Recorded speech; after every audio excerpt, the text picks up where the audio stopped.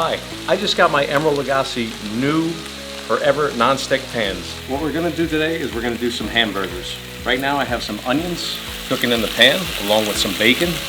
I'm gonna show you how to make my burger. You can hear that sear. Put the other one down for you. That's another thing that's great about these pans. The pans are a little high, so they keep the oil trapped in the pan. You know, don't let the oil go all over the place. Okay, now we're gonna flip our burgers. These forever pans, you get a great sear on the burger. Look at that. Look at that crust. We're gonna go to the cheese. Everybody loves cheese. Take a look at that. After a minute or two, look at the way that cheese melts on there. Look at that. Look at that. How great does that look? Get a couple onions on there. Whatever you like at home. We're doing bacon and onions.